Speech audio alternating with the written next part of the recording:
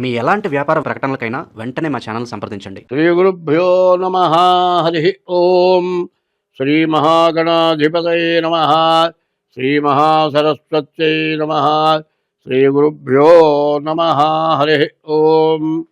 యక్కర్తా జగతాం భర్తా సంహర్తా మహసాం నిధి ప్రణమామి తమాదిత్యం బహిరంతస్తమోపహం.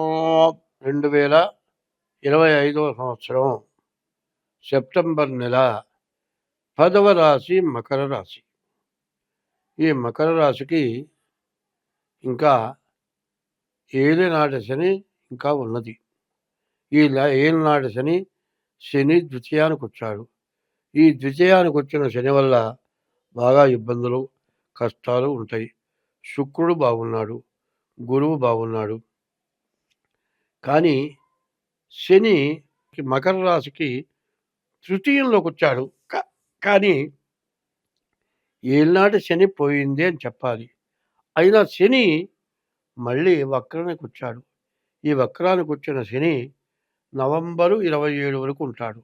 ఈ నవంబరు 27 వరకు కూడా ఈ రాశి వాళ్ళు ఎంత జాగ్రత్తగా ఉంటే అంత మంచిది. ఈ నవంబరు 27 దాటితే ఈ రాశి వాళ్ళకి ఎటువంటి ఇబ్బందులు కూడా ఉండవు.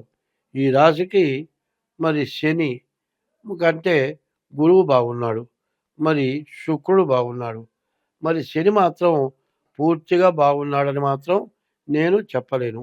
శని వల్ల అనవసరమైన ఖర్చులు రావచ్చు. వస్తూ ఉంటే మాత్రం మీకు శని బాగాలేడని మీకు అర్థమైనట్లే. కానీ ఈ రాశి వాళ్ళు ముందుగా డేట్ ఆఫ్ బర్త్ ద్వారా జాతకం చూపించుకోవటం చాలా అవసరం. గురువు ఒక్కడు, శుక్రుడు ఒక్కడు, ఈ 2 గ్రహాలు తప్పితే 6 గ్రహాలు పూర్తిగా బాగాలేవు. అందువల్ల మీ డేట్ ఆఫ్ బర్త్ ద్వారా జాతకం చూపించుకోండి. అదే కాదు, ఈ మకర రాశి వాళ్ళు మరి వినాయక చవితి 9 రోజులు కూడా ప్రతిరోజు వినాయకుడు పూజ చేయండి. అట్లా వినాయకుడు పూజ మీ ఇళ్లలో కుదరినప్పుడు దేవాలయాల్లో కానీ లేకపోతే బజార్లో కానీ చాలామంది వినాయకుడిని పెట్టి పూజ చేస్తారు. అట్లాంటి పూజ 9 రోజులు మీరు కూర్చొని పూజ చేయటానికి వాళ్ళకి ఏదైనా కొంత డబ్బు కట్టైనా సరే పూజ చేయాలి. వినాయకుడు భోజన ప్రియుడు. ఈ వినాయకుడికి ప్రసాదాలు ఎక్కువ కావాలి. నువ్వు ఎంత విగ్రహం పెట్టావన్నది కాదు, ప్రసాదాలు కావాలి. ఆయనకు ఆహారం ఎక్కువ కావాలి. ఎందుకంటే 33 కోట్ల దేవతల యొక్క శక్తితో ఉద్భవించాడు. ఇంతమందికి మనం పెట్టగలవా? ఇంతమంది పేరుతో నివేదన పెడితే ఆ ఆహారం అమృతం అయిపోతుంది. ఆ అమృతమైనటువంటి ఆహారాన్ని, ఆ ప్రసాదాన్ని అందరికీ పెడితే మనకున్నటువంటి సమస్త దోషాలు పోతాయి. కాబట్టి మంచి సమయంలో మంచి ఆహారం దొరుకుతుంది. ఎందుకంటే ఇవాళ నేను చెబుతున్నాను, ఆకుకూరలు కాయగూరల్లోకి కొత్తిమీరను మించినటువంటి ఆహారం లేదు. ఈ కొత్తిమీర అంత రుచికరమైన ఆహారం వేరే లేదు. బాగా ఆరోగ్యం బాగాలేని వాళ్ళు, జ్వరం వచ్చిన వాళ్ళు, ఏది తినలేని వాళ్ళు, కనీసం కిడ్నీ దెబ్బతిన్న వాళ్ళు కొత్తిమీరాకు వాడితే ఆరోగ్యం బాగుపడుతుంది. ఇటువంటివన్నీ కూడా ఈ భాద్రపద మాసంలో ఎవరు వేయకుండా పెరుగుతాయి. మరి ఎన్నో రకాల ఔషధులన్నీ కూడా వాటంతట అవి పెరుగుతాయి ఎవరు వేయకుండా. ఎందుకు? గణపతి యొక్క ఆశీర్వచనంతో మనకు అట్లాంటివి వస్తాయి. కాబట్టి అటువంటివి మనకు రావాలన్నా, అధిక వర్షాలు వచ్చి పంటలు పాడైపోకుండా ఉండాలన్నా, మనం బాగా జీవించాలన్నా, మనకి ఏ లోటు లేకుండా ఉండాలన్నా ప్రథమ గణపతి. దేవతలందరిలోకి మొదటివాడు గణపతి. ఆ గణపతిని తండ్రైన ఈశ్వరుడు పూజిస్తాడు, తల్లి పూజిస్తుంది, తమ్ముడు సుబ్రహ్మణ్యేశ్వర స్వామి పూజిస్తాడు. ఇంతమంది పూజించేటువంటి దేవుణ్ణి పూజించడమే కాక మీ జాతక చక్రం ద్వారా, మీ డేట్ ఆఫ్ బర్త్ ద్వారా మీ జాతకం చూపించుకుంటే ఎంతైనా మంచిది. కానీ ఈ రాశి వాళ్ళకి 6 గ్రహాలు బాగాలేవు. దీనివల్ల మీరు ఆలోచించుకొని జాగ్రత్తగా మీ డేట్ ఆఫ్ బర్త్ ద్వారా మీ జాతకం చూపించుకొని, మీ జాతక ఫలితం ఏంటో తెలుసుకొని, దాని యొక్క దోషాలు ఏంటో తెలుసుకొని, ఆ దోషాలు పోవటానికి తగిన ఉపశమనం చేసుకుంటే మీకు ఎటువంటి సమస్యలు రావు.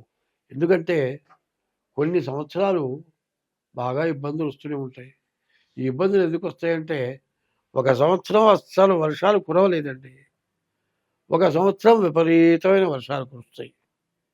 వర్షాలు కురవకుండా ఎండలు కాసినప్పుడు నేలంతా కూడా ఎండిపోయి భూకంపాలు వస్తాయి. అవి రాకుండా ఉండాలంటే వర్షాలు కురవాలి. అధికమైన వర్షాలు కురిస్తే పంటలు పండలేదు అని మనం అనుకుంటాం.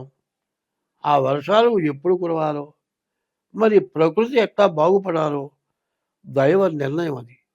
ఆ భగవంతుడి నిర్ణయం ఎట్లా ఉంటుంది అంటే, మనిషి యొక్క ప్రాణం పోయిన తర్వాత ఈ ప్రాణి మినుగురు పురుగులాగా ఉంటుందిట. ఇది సరాసరి ఆకాశంలోకి వెళ్ళిపోతుందిట. ఈ వెళ్ళిపోయిన ప్రాణి ఏమవుతుందంటే నీటిలో కలిసి వర్షిస్తుందిట. ఈ నీటిలో కలిసి వర్షించిన ఈ వర్షంతో ఈ ప్రాణి కూడా భూమిలోకి పోతుంది. ఈ నీళ్లు ఎవరు తాగుతారు? ఏ జీవరాశి తాగితే ఆ జీవరాశి గర్భధారణ చేస్తుంది.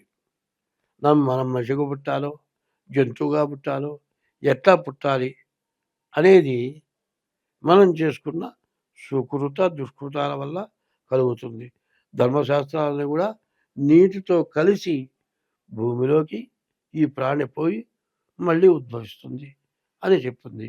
ఆకాశం గగనం శూన్యం అన్నారు. శూన్యం అంటే లేనిది కాదు.